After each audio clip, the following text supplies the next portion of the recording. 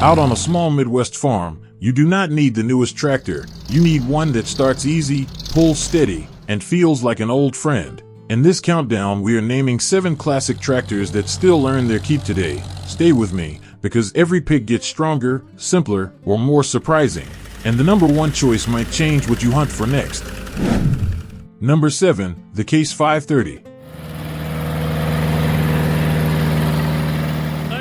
If your small farm needs one tractor that simply shows up and works, this is the kind of machine people across the Midwest remember. The Case 530 was built from 1960 to 1969, and it lands in a sweet spot, not too big for a tight yard, and not too small when the job turns heavy. In many versions you are looking at a 188 cubic inch 4-cylinder, and tested PTO power around 41 horsepower. That is enough to pull a hay wagon, drag a rear blade down a gravel lane, tidy the lot, and haul loads of hay, without making you feel rushed.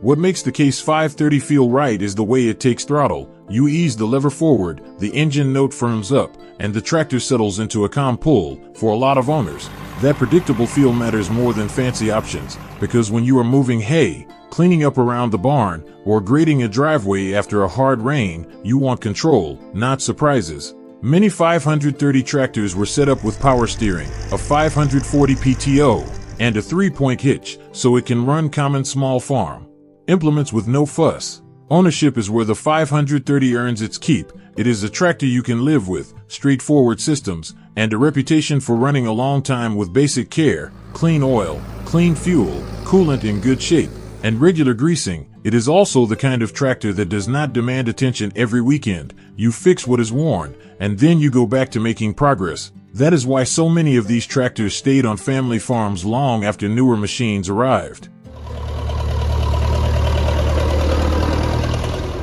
When you shop for a used Case 530, look at it like a working tool, not a display piece. Check for oil leaks around the engine and rear housing. Watch the hydraulics under load. Make sure the hitch lifts smoothly and holds. Feel for play in the steering. Test the brakes on a slight slope, and listen to the transmission in every gear. A clean starting tractor that steers tight and lifts strong is usually the one that will treat you well for years. The real charm is the everyday story. The Case 530 is the tractor that gets called out for the small jobs that keep the farm on schedule. A quick trip to the field edge, a load of firewood, a blade pass after a freeze thaw. It is not there to be admired. It is there to finish the work. And if you think the Case 530 is already practical, the next tractor gives you that feeling of stepping up in both pulling power and all-around versatility. Number 6, the Oliver 550.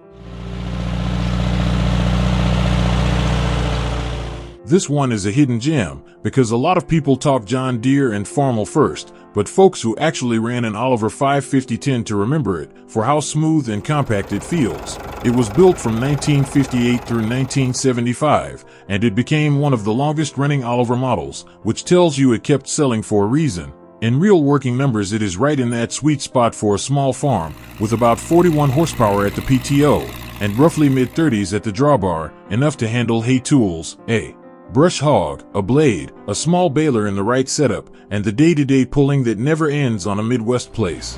On a small farm, size matters as much as power. The 550 is not a big row crop bruiser. It is a utility tractor that fits where you actually work, around barns, gates, feed bunks, wood piles, and tight corners by the machine shed. It turns in close. It does not feel clumsy, and it is the kind of tractor you can hop on, do 3 quick jobs, and be back before the coffee gets cold. That is why it shines for light to medium work, moving wagons, dragging a driveway, running a mower, raking hay, or pulling a small disc when the ground is right.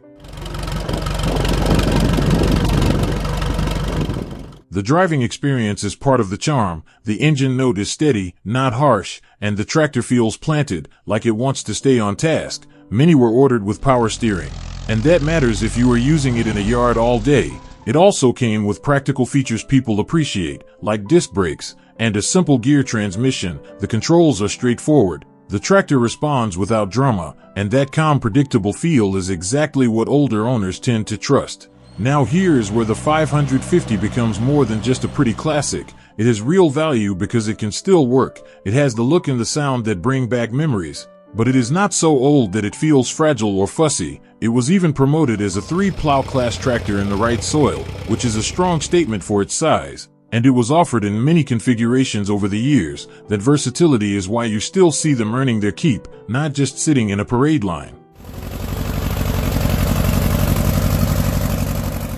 If you are shopping for one today, treat it like a working partner. Check for oil leaks, test the hydraulics under load, make sure the hitch lifts smoothly and holds, feel the steering for excess play. Test the brakes on a slope, and listen for gear noise in every range. A good 550 will start clean, idle steady, and pull like it means it. And here is the retention trick.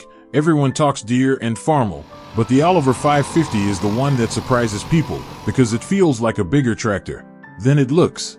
But if you want a tractor that is still classic, still strong, and famous for being a real value, the next name on this list will get a lot of nods from small farm owners right away. Number 5, the Allis Chalmers D17.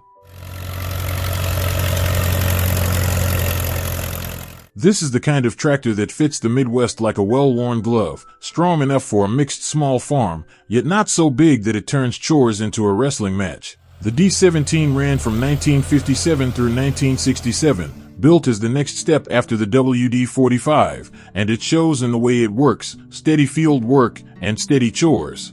For real-world power, the common gas D17 used a 226 cubic inch 4-cylinder, rated about 63 engine horsepower, and tested numbers are often around 52 belt horsepower and about 49 drawbar horsepower. That is the kind of strength that keeps a small farm flexible. You can run a 540 PTO mower, pull a hay rake, drag a rear blade to keep the lane smooth, and pull a loaded wagon without feeling rushed.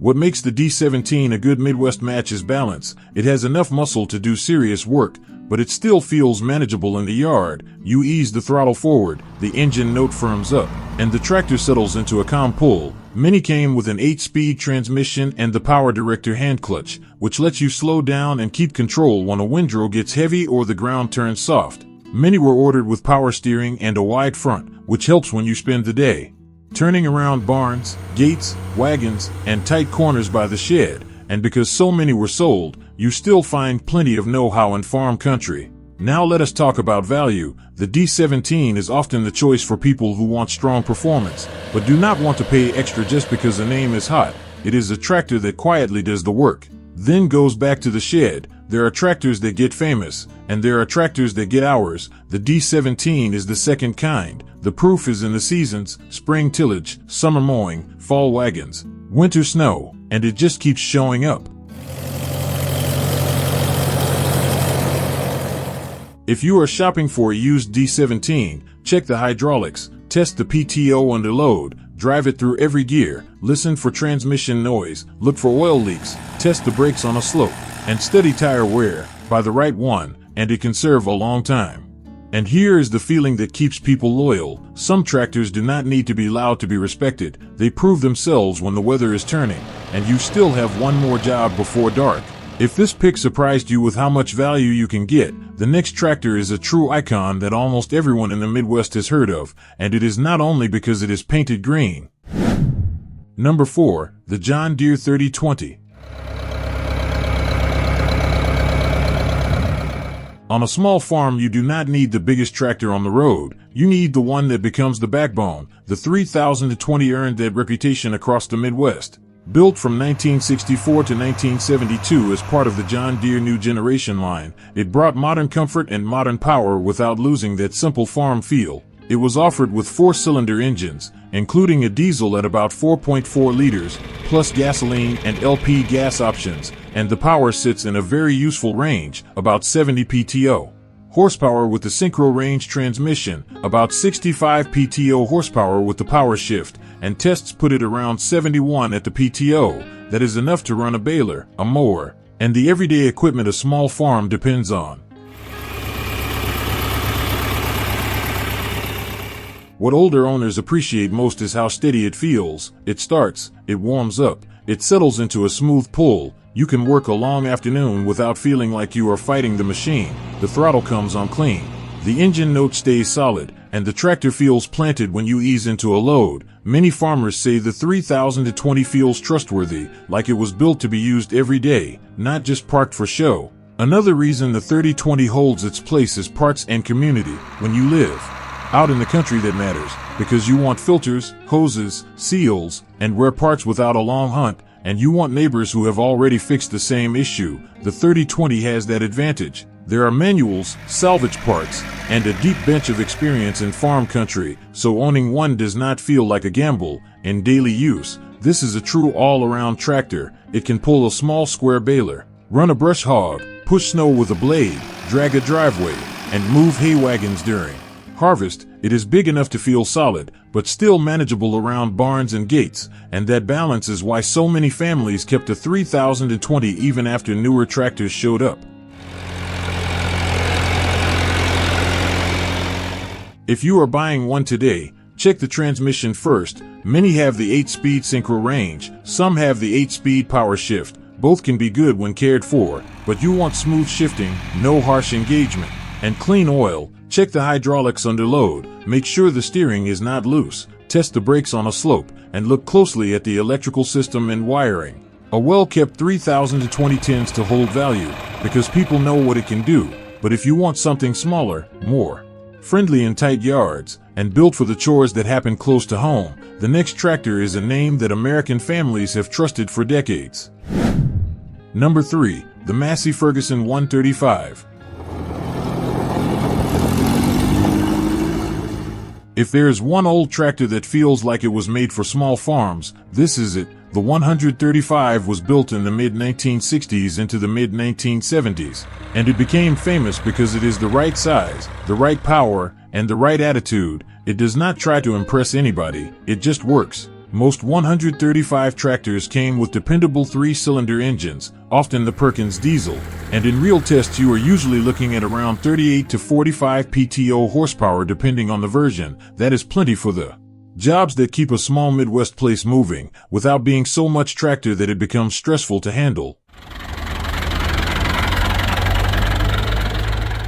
The reputation of the 135 comes from how easy it is to live with. It fits in the barn, it fits through gates, and it feels comfortable around the house and the livestock lots. When you are mowing grass, pulling a small trailer, feeding hay, or cleaning up around the shed, you want a tractor that listens to you. The 135 has that friendly feel. The steering and controls are simple. The engine sound is steady, and the tractor does not feel twitchy or jumpy. For many owners, especially those who have been farming a long time, that calm control is the difference between a good day and a long day. Around the farm, the 135 is the tractor you use for everything that does not need a big machine. It can run a brush hog, pull a wagon, drag a driveway, and handle light snow work with a blade. It can move small round bales in the right setup, and it is perfect for chores that happen close to home. It is not about showing off horsepower, it is about having a tool that is always ready. And that is why people call it a small farm tractor, not just a classic tractor.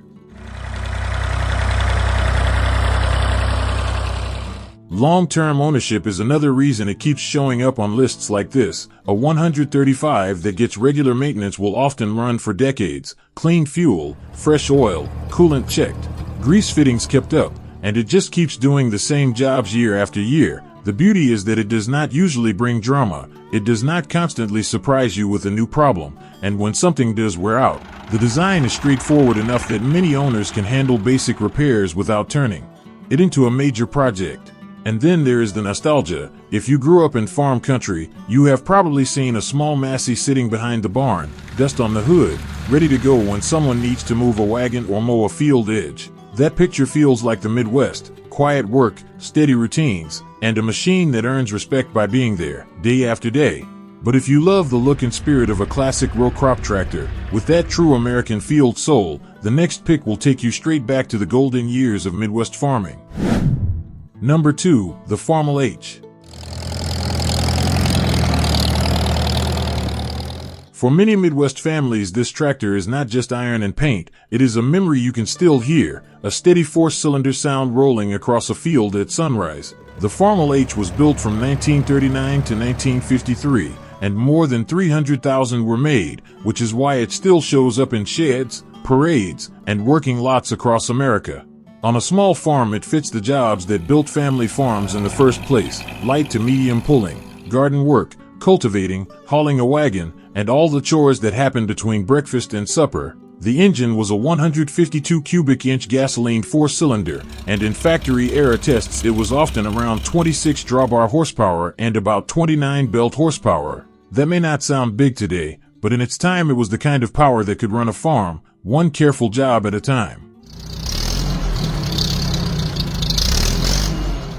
What viewers over 55 tend to love is how simple the Farmall H looks and feels. You look at it and you understand it. The tall stance, the narrow front on many models, the clean lines, and the open operator platform. There is nothing to distract you, just the tractor and the work. It has personality. It has a shape you can recognize from a distance. And when it is idling, you can almost picture the old days, a kid on the fence, a dog in the dust, and a parent making one more pass before dark.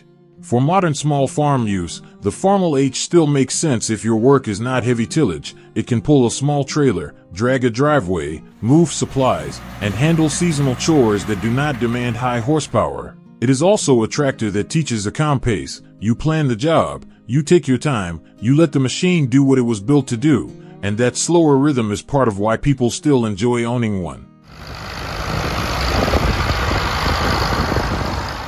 If you are shopping for a Farmall H today, focus on condition over paint. Check the electrical system. Many were converted from 6 volt to 12 volt. Make sure it starts clean and charges properly.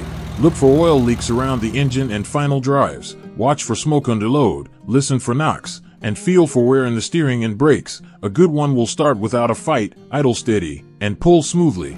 Buy a sweet running tractor and it can stay in the family a long time. And here is the story that keeps people watching. The Farmall H is the kind of tractor that fed a farm. It hauled the hay, it worked the garden, it helped pay the bills, and it did it year after year. Now we are at number 1, the tractor many people call the symbol of small farms, simple, common, and almost everyone has a personal story with it. Number 1, the Ford 8N. This tractor shows up everywhere for a reason. It represents the American small farm in the simplest form: practical, affordable, and ready to work, built from 1947 to 1952. With well over 500,000 made, the 8N became a familiar sight from the Midwest to the South because it did the daily jobs without asking for much in return. What puts it at number 1 is not raw power, it is the way it fits real life. The 8N uses a simple 4-cylinder gasoline engine around 119 cubic inches, and it is commonly rated near 23 horsepower at the PTO. That is not a big number, but it is enough for the chores that keep a small place running, and it is power you can control, steady, predictable, and friendly. The 8N is also famous for how fast people learn it. The layout is straightforward, the tractor feels light on its feet, and it does not intimidate a new owner. Many farmers say it is the kind of tractor you can climb onto, understand in a few minutes, and start getting work done. It is a good match for anyone who wants a machine that feels honest. No fancy systems to babysit, just basic controls and clear feedback. Around the farm, the 8N shines in the work that happens close to home: pulling a small trailer, mowing grass with a brush hog, dragging a rear blade to smooth a lane, hauling feed, pulling light equipment, and handling those small tasks that come up every day. It is the tractor you start when the job is not big enough to justify the heavy machine, but still important enough to do right now. One reason it stayed popular for so long is the 3-point hitch system. The Ferguson-style 3-point made it easier to hook up implements, and it helped bring modern implement handling to small farms, even today. That design still fits the way people work: simple, balanced, and useful. Owning an 8N is also easier than most classics. Parts are everywhere, manuals are everywhere, and the community knowledge is deep. If you live in rural America, there is a good chance someone nearby has fixed the same problem, and the fix is usually well known. That matters when you rely on a tractor, because downtime costs time. And time is the one thing a small farm never has enough of. The best part is the story behind it. Many farms began with an 8N, a first tractor bought after years of horses, or the machine that helped a young family grow. It brings back memories of hay season, morning dew on the grass, and an engine warming up while the day is still quiet. And the truth is simple: The number one tractor does not have to be the strongest, it has to be the one that keeps a small farm steady, season after season, day after day. As we finish this list, remember these old tractors were never about showing off, they were about showing up, in heat and wind, in mud and snow, doing the honest work that keeps a small farm alive. Each one carries the same spirit Midwest farmers live by: steady hands, simple tools, and pride in a job done right. Now I want to hear your story. Which tractor would you choose if you could only keep one? And what job would it do first? Leave a comment with your pick and the memory behind it. Because out here, machines matter, but the people who keep them running matter even more, and that quiet kind of durability is something worth holding on to.